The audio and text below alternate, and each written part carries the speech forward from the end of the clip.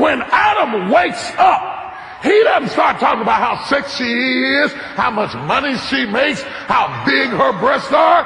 He said, she's bone of my bone and flesh of my flesh. I will call her woman, because she came out of me. Thank you. I'll be back in a minute. Oh, are you hearing what I'm saying? So the concept is that this entity is not a new species. And what is happening in the church today, you have an agenda, he has an agenda. You have a life, he has a life. You have a vision, he has a vision. So when you get married, you have division.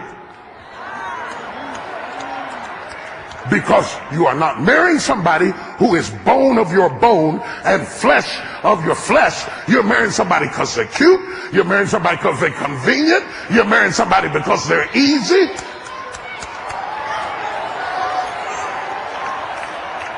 You're not dating them to make sure that, do you have my DNA? Do you have my bone? Do you have my flesh? Are we going in the same direction? Are we the like species? Did we come from the same dirt? No, you interviewing them and you're 36. Give me your stats. And if the stats are right, we're going to work with all that other stuff. Never mind what Bishop talking about. Look at you. You got enough junk in the trunk. We can make it to the park. No. Because the junk in the trunk ends up in the front seat.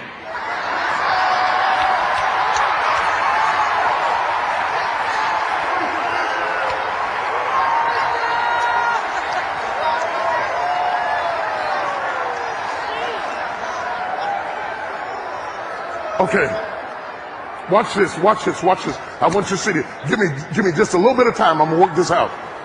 So you've got this one entity, male and female created he them, and called his name Adam.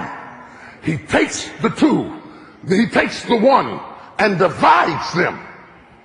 And when he brings them together through intimate relationships, it becomes a celebration of the fact that they were one before. God does not teach for men to have sex with women any more than he teaches for anybody to have sex with anybody. He says, let every man have his own wife. Because he wants your union to celebrate, first of all, his union between Christ and the church. And secondly, when you come together, it is to celebrate we were one before, we were made to fit, we are coupled together. This is a celebration of who we were in him before. I'm not talking about society. I'm not talking about our times. I'm just talking about the Bible and the Word of God. It is to be a celebration of coming back together of what that entity was before. So now you're married, and you're connected, and you're together. And Lord, have mercy. No structure, no order, because we're being fed from every other stream. What your mama told you, what your grandmama told you, what Big Mama told you.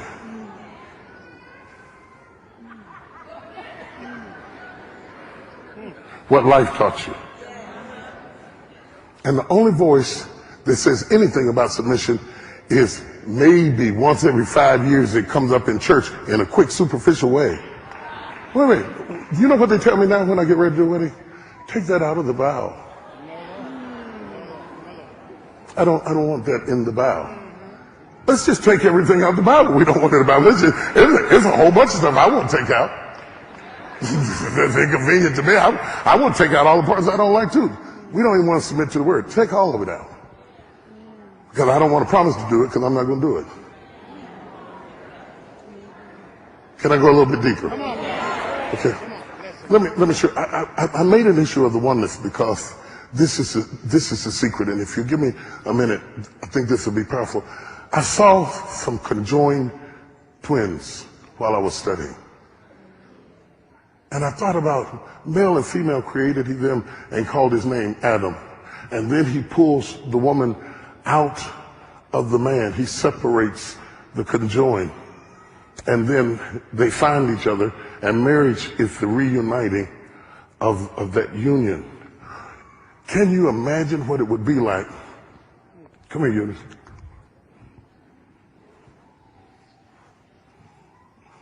If Walter get mad, all you gotta do is take the camera off me, and then I can't say it. I know he mad, and I get somebody else.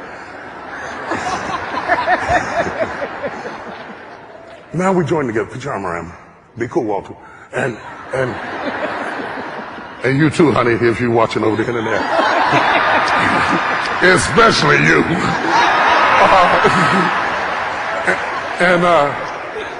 I'd rather fight Walter than fight Serena.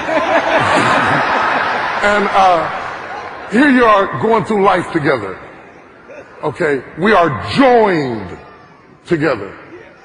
Now we're going through life. This is going to be hard, because you got a mind, I got a mind. You got taste buds, I got taste buds. You got eyes, I got eyes. Eventually, romance is going to move enough fog that you're going to want to do something that I don't want to do. How do we stay joined together when we disagree about things? Okay, we're going to have a disagreement, and I was looking for a way to express what the struggle is with being joined. Take a quick look at this, just a quick clip of this. Look at this. Put it on the screen. Let's go. You ain't mad, are you?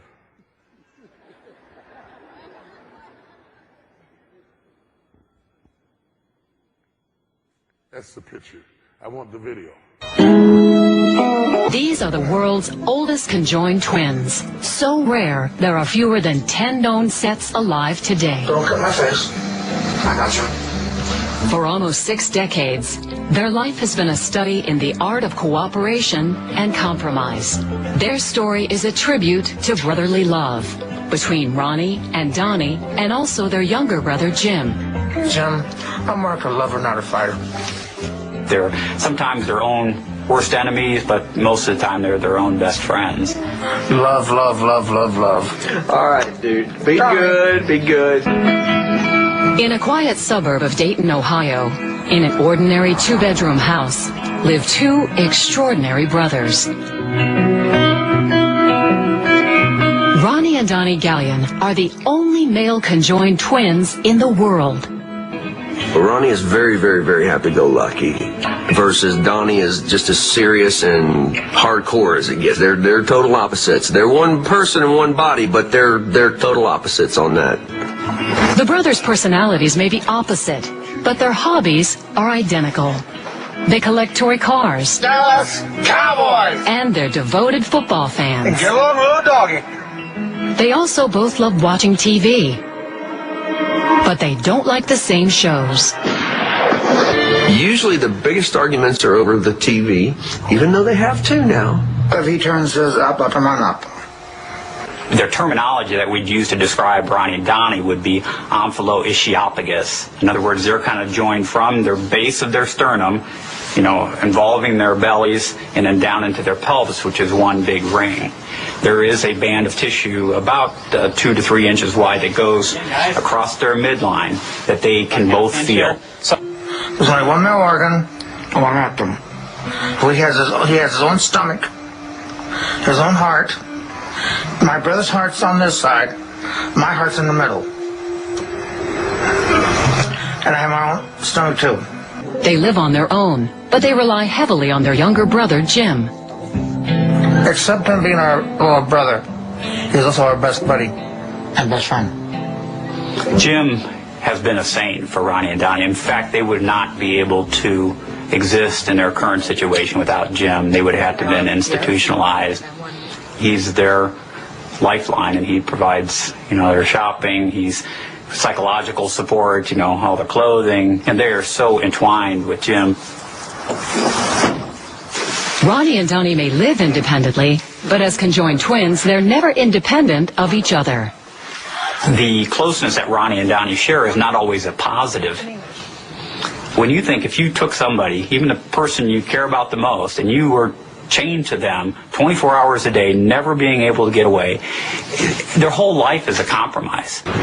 They're really not like his brothers. They're more like we've got more kids. More kids that we're taking care of. I mean, it's just that. No telling how long they'll be around, but as long as I can keep them free and independent, that's where I'm headed.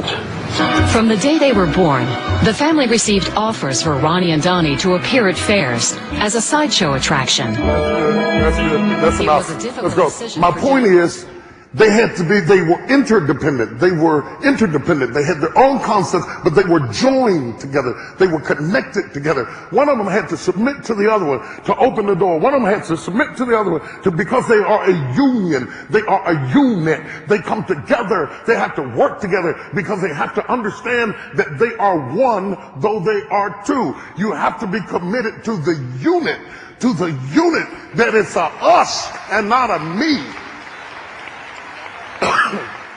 Are you hearing what I'm saying? Can I go a little bit deeper with this?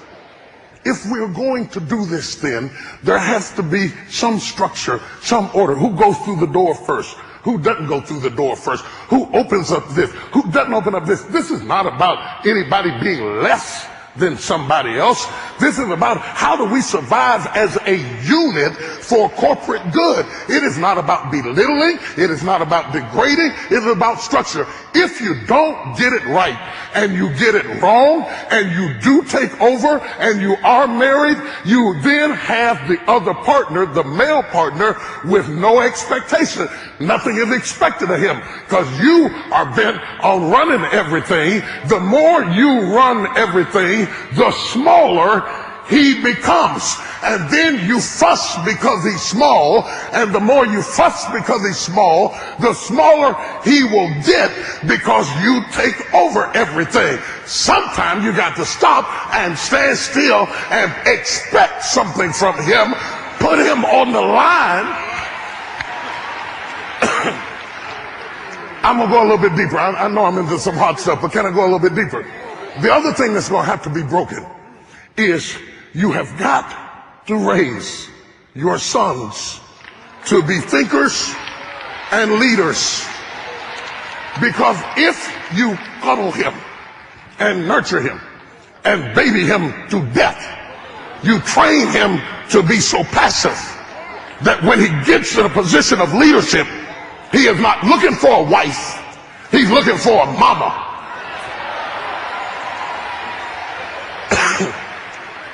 He's looking for a mama, and he doesn't want to be put on the line. And God says these units do not work well.